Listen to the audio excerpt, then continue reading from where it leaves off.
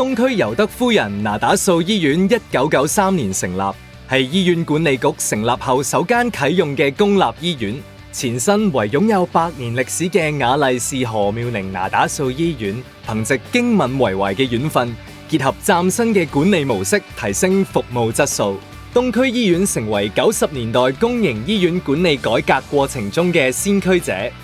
東區醫院作為區內大型急症全科醫院，多年來喺醫院管理局、醫院管治委員會及雅麗氏何妙齡那打素慈善基金會嘅領導同支持下，為市民提供24小時急症室及各類專科服務，涵蓋內科、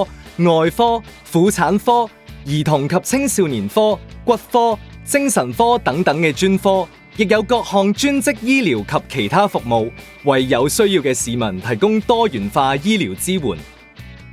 醫院設有超過1900張病床，包括急症、復康、日間及精神科病床，專業團隊逾6000人，同聯網內其他醫院緊密配合，回應與日俱增嘅服務需求。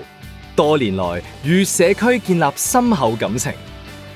東區醫院係全港首間提供全面精神科服務嘅區域急症醫院，接收區內根據精神健康條例入院嘅病人，亦提供兒童及青少年精神科服務。另外，醫院設有全港首個住院高壓氧治療中心，提供預約及24小時緊急服務，治療一氧化碳中毒、急性眼中風、減壓症等病人。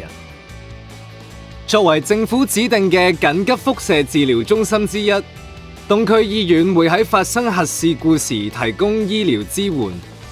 為打造從院內到社區皆以病人為中心嘅關顧網絡。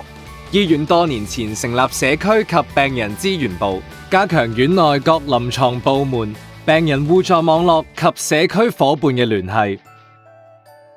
每年11月舉辦東區醫院日，加強醫社合作，並為東區尤德夫人那打素醫院慈善信託基金籌款，支持醫院服務發展。東區醫院係一所受認可嘅培訓中心，醫療管理及臨床科技培訓中心設有先進訓練場地，提供持續進修嘅培訓課程，例如微創外科訓練。而那打素臨床模擬訓練中心更設有仿真度極高嘅人體模型，俾醫療團隊喺臨床模擬訓練中熟習醫療程序，以及喺危急情況下嘅應變技巧。醫院重視質素及安全，自1997年起喺唔同服務範疇上取得專業認證，承擔起可持續發展、環境及社會管治嘅責任。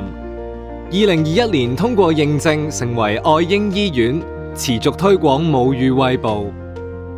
2024年成為全港首間通過國際醫院評審認證標準、中國評審認證嘅醫院，同國家體系接軌。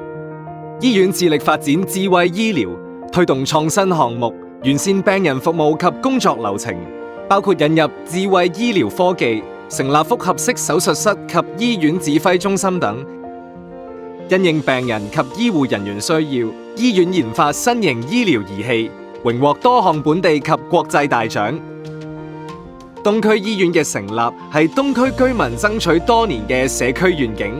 未來，東區醫院將繼續為每一位病人提供優質嘅醫療服務，全力推動智慧醫療發展，回應社區需要，守護市民健康。